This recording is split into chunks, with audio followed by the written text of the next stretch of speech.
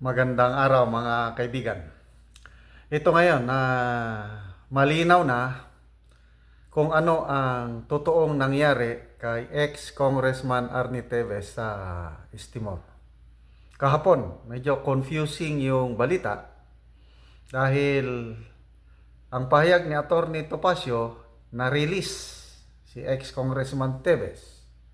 Ang sabi naman ng DOJ, na-rearrest ulit.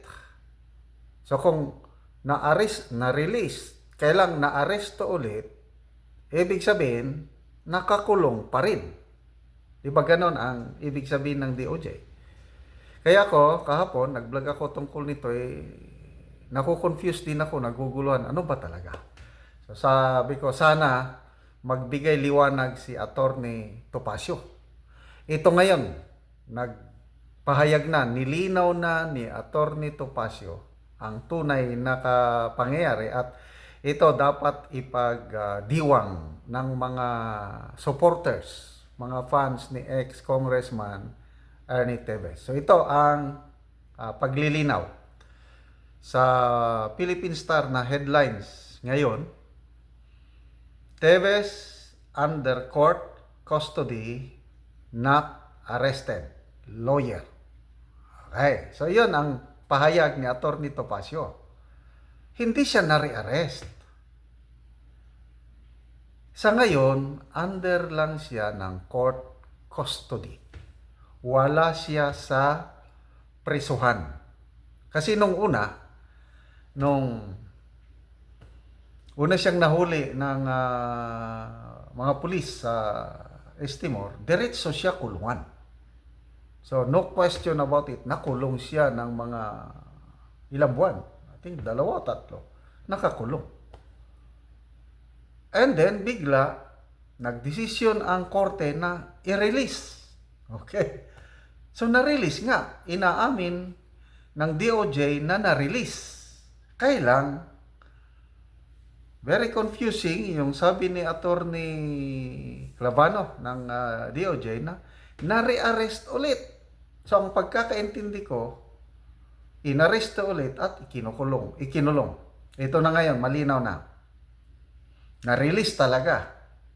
Kaya lang, ang kalagayan ngayon, excuse me, ng ex-Congressman Teves, hindi siya nakakulong. So, to me, that's good news dahil hindi na siya nakulong. So, ano ngayon? Under custody lang siya ng korte. Bakit siya i-under custody ng korte? To make sure na available si ex-Congressman Teves sa mga hearings na gagawin ng Timorese Court sa extradition request ng Pilipinas.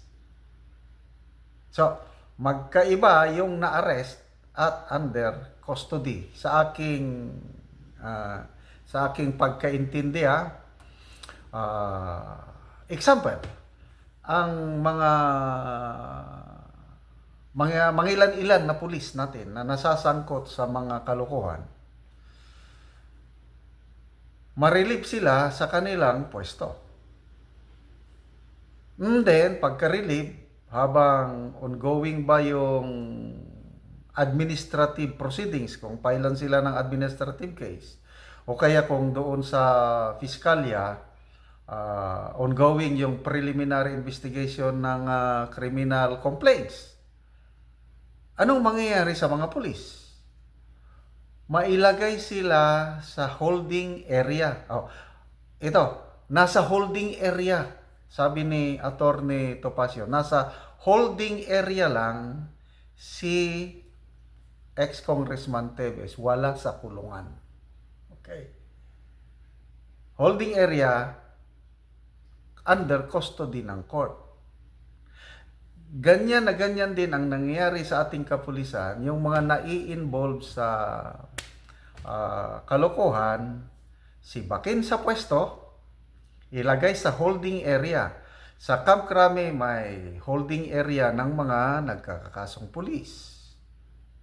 Sa mga provincial police offices, ganon din, may holding area. Nandun lang. Ang mga pulis, nagre-report lang doon araw-araw. Kaya lang, malaya sila, hindi sila nakakulong. Pwedeng umalis, umuwi, mag-report ulit, ganun lang. Kung nasa holding area ka, hindi ka nakakulong. So ako, naintindihan ko na ang paliwanag ni Attorney Topacio. And again, kung kayo naniniwala o sumusuporta sa kalagayan ni ex-Congressman Teves, this is good news. Dahil hindi na nakakulong ang ex-Congressman Teves. Okay. Ito, bakit ni-release ng korte? Bakit nag-order ang Timorese Court na i-release? Sabi ni Atty. Topacio, may flaws, may pagkukulang ang Philippine government tungkol ata sa basta may writ na sinabi siya dito. So parang naging lumalabas na illegal yung pagka-arrest ni Teves release came, sabi ni Atty. Topacio. Teves release came after the court found his detention illegal since the Philippines' request for extradition was made out of time and in a manner that is not sanctioned by practice and customary international law. Klaro, mayroong defect yung kanyang pagka-detain kasi out of time. So, hindi ko na ano yung out of time. So, ang banat naman ng DOJ is part lang daw yun ng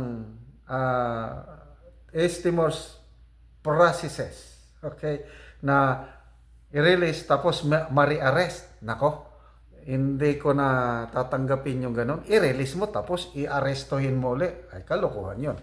Kaya, meron akong subscriber, hindi ko na banggitin ng pangalan, na nasa Ontario, Canada. Sabi, Sir, wala ang DOJ. Nagsisinungaling, sabi niya. Pinagtatakpan lang nila ang kapalpakan nila. Talagang na-release si ex-Congressman Teves at hindi na siya na-aresto ulit. Nakakaya ang DOJ, sabi ng aking subscriber. Hindi ko na lang banggitin yung pangalan niya. Shout out ko na rin, nanonood siya ngayon. No? So sabi ko, hintayin natin ang pahayag ni Atty. Topacio. Ito na nga, may pahayag na siya. Di klaro na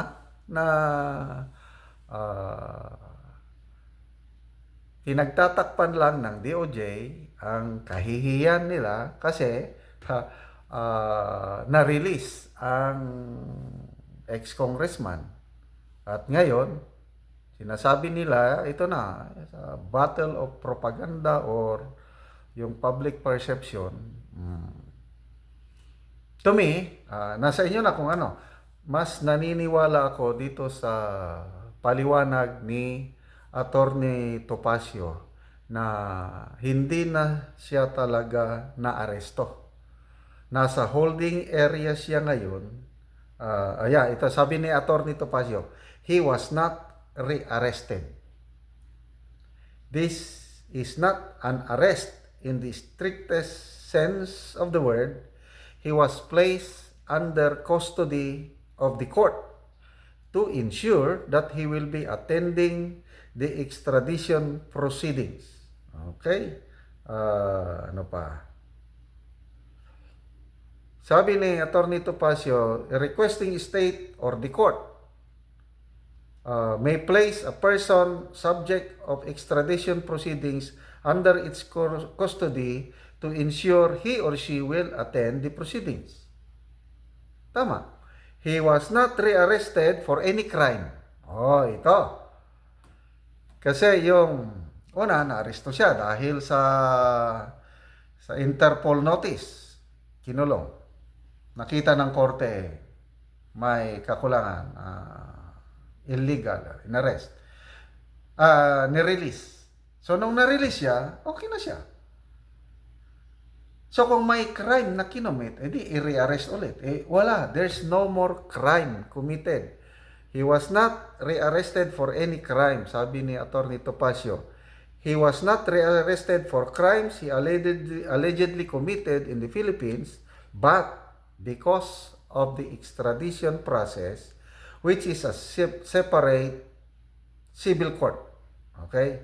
Tevez is not in prison but only in a holding area. Klaro na? Mahirap kasi kung nakapreso ka dahil may rehas.